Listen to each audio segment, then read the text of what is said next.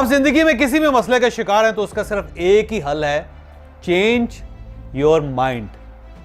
आप यकीन करें कि आपके हर मसले का सिर्फ दुनिया में एक ही हल है कि यहां से अपने आप को तब्दील कर लें, आपका मसला हल हो जाएगा। पिछले दिनों मुझे एक ज्वेलर की दुकान पे जाना पड़ा। एक दोस्त था, उससे कुछ ज्वेलरी खरीदनी थी, उसकी बेटी की शादी थी, तो मुझे साथ ले गया। तो मैंने जब देखा तो दुकान बड़ी खूबसूरत है, यानी आप उसके काउंटर्स देखते बड़े ज़बरदस्त। काउंटर्स के अंदर जो फेक ज्वेलरी लगाई थी वो भी बड़ी ज़बरदस्त, अंदर 4 AC लगाए हुए हैं वो भी बड़े ज़बरदस्त, ऊपर लाइट्स लगाई हुई वो भी कमाल है। यानी अंदर हर सूरत हर लिहाज से वो दुकान एक एक्सीलेंट दुकान थे। वाकई इंसान को दिल करता था कि यहाँ बैठे और फिर पैसे खर्च करे और चीज़ें खरीदें। लेकिन वो जो मालिक था जिसकी दुकान थी, उसकी पर्सनालिटी बड़ी पुअर थे।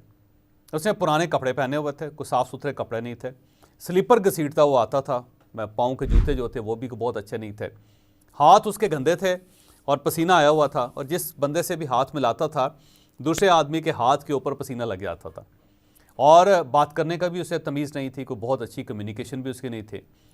तो मैंने उससे पूछा कि जनाब ये बताइएगा कि ये जो दुकान है आपकी, इस सारी दुकान में से सबसे कीमती चीज़ कौन सी है? तो उसने 4 5 6 हार निकाले। उसने कहा जी ये हार बड़ा कीमती है, ये 81 लाख रुपए का। मैंने कहा है 81 लाख रुपए का एक हार था। मैंने कहा अच्छा, लेकिन मैंने कहा यार ये लगता नहीं है शक्ल से 81 लाख का है। वो कहता बस इसकी वैल्यू है। फिर उसने मुझे दिखाया, उसने कहा 50 लाख का। मैंने कहा 50 लाख का? उसने कहा, मैंने कहा अच्छा, इतना सा डिब्बा है, उसके अंदर एक हार है, उसने पैक किया, बंद किया, वापस रख दिया, 50 लाख का। इसने करते करते करते उसने 14 लाख तक गया। उसने कहा 14 लाख से लेके 81 लाख रुपए की प्रोडक्ट्स जो हैं मेरी आपके सामने पड़ी हुई। तो मैंने उससे कहा कि आप ये समझते हैं कि सबसे कीमती इस दुकान में ये चीज़ें हैं? उसने कहा जी हाँ यही चीज़ कीमती हैं। लेकिन मैंने कहा सर, मैं अगर आपसे ये कहूँ कि इन चीज़ों की कोई वैल्यू नहीं है और ये बिल्कुल हकीर और फजूल चीज़ें हैं, तो आप मान लेंगे? कहने लगा नहीं। मैंने कहा जबकि मसला ये है कि आप अगर अपने आप को इनके सामने रखें तो ये कुछ भी नहीं है। इस दुकान में अगर कोई चीज़ कीमती है और अगर किसी ने इस दुकान को कीमती बनाया, वो तो आप हैं। आप हैं तो ये पूरा ज्वेलरी शॉप है, ये पूरा ज्वेलरी का पूरा सेटअप है, और अगर आप नहीं हैं तो फिर कुछ भी नहीं। तो इस दुकान को, जो आम सी दुकान थी, उसको एक कीमती दुकान बनाने वाला जो बंदा है वो आप है। और आपने अपने ऊपर कोई किसी किस्म की इन्वेस्टमेंट नहीं की। आपने काउंटर पे इन्वेस्टमेंट कर दी, आपने AC पे इन्वेस्टमेंट कर दी, आपने टाइल्स पे इन्वेस्टमेंट कर दी, आपने लाइट्स पे इन्वेस्टमेंट कर दी, आपने एक कॉर्नर शॉप लेके उसके ऊपर इन्वेस्टमेंट कर दी, लेकिन जो सबसे कीमती शख्स है उसके ऊपर आपने कोई इन्वेस्टमेंट नहीं की। तो आपको इस दुकान से ज़्यादा अपने ऊपर इन्वेस्ट करना चाहिए, फिर जाके ये कीमती होगी, क्योंकि आपकी पर्सनैलिटी इस दुकान के साथ मैच नहीं करते। सेम इसी तरह हम एक बार रशिया के जो हमारे ग्रुप्स जाते रहते हैं, तो वहाँ पे जो लोकल वेंडर था वो बड़ी लंबी लंबी बातें करता था। तो मैंने अपने एक दोस्त से पूछा कि तुम्हारा इसके बारे में क्या ख्याल है? उसने कहा फ्रॉडी है। मैंने कहा क्या मतलब, तुम कैसे अंदाज़ा लगा सकते हो? उसने कहा इसकी जो बातें हैं वो और इसकी जो गाड़ी है वो एक दूसरे के साथ मैच नहीं करते। यानी एक आदमी खुद को इंतहाई खुशहाल, बड़ा अमीर, कामयाब और ज़बरदस्त बिजनेसमैन कह रहा है, लेकिन गाड़ी के अंदर से आलू निकल रहा है।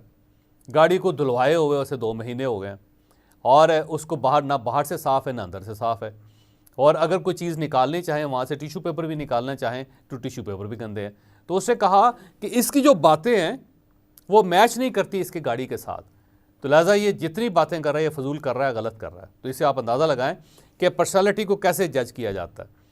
ये याद रखें कि आपकी जो पर्सनैलिटी है वो आपके ब्रांड से बड़ी है, और अगर आपने उसे ब्रांड से बड़ा ना बनाया तो फिर उसके दरमियान मैच नहीं होगा। जब मैच नहीं होगा तो फिर बड़ा इशू बनेगा, फिर आप ऐसा लगेगा कि दुकान किसी और की है, ये ब्रांड किसी और का है, ये कोई और है जो जिसके बारे में कहा जाता है कि वो बड़ा कामयाब है।